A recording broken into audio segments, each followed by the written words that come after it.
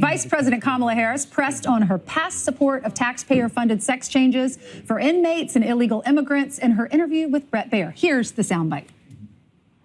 Are you still in support of using taxpayer dollars to help prison inmates or detained illegal aliens to transition to another gender? I will follow the law. And it's a law that Donald Trump actually followed. Under Donald Trump's administration, these surgeries were available. The Trump aides say that he never advocated for that prison policy and no gender transition surgeries you know what, you got to take responsible for what happened in your administration.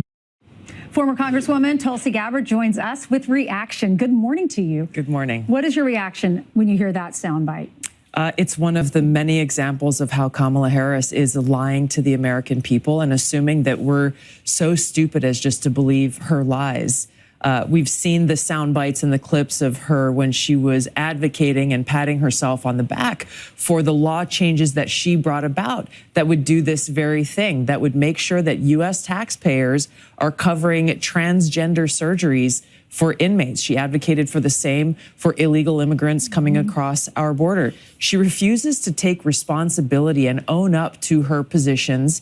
If her views have changed, fine, people can change, but the American people deserve the respect enough to know exactly why she has changed. In that interview with Bret, there were a number of examples where she is lying about her past positions in order to try to create this new version of herself that she thinks will be more palatable to voters. And it's offensive in my view. So this is such a neck and neck race. Every single vote, every single viewer, their vote will matter. Yes. And he pressed her on why, if he's so bad, why is he winning in the swing states? Listen to this. Why, if he's as bad as you say, that half of this country is now supporting this person who could be the 47th president of the United States? Why is that happening? Listen, Are they stupid? What is God, it? I would never say that about the American people. And in fact, if you listen to Donald Trump, if you watch any of his rallies, he's the one who tends to demean and belittle and diminish the American people. He's the one who talks about an enemy within, an enemy within, talking about the American people, suggesting he would turn the American military on the American people. They're so focused on that when they need to be focused on the economy. Everywhere we go, people say we can't afford groceries. They're worried about immigration, her immigration plan.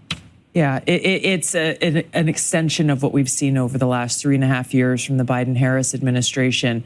People are continuing to be concerned about the high cost of living, and they remember how over this past term in office, they've patted themselves on the back, celebrating the success of Bidenomics and just saying, well, if the American people only knew how good we are and what a great job we did, then maybe we would be more popular. But ignoring the reality of the struggles that the American people are continuing to face and why so many of them want to see change. They need to see a better economy. They need to see secure borders.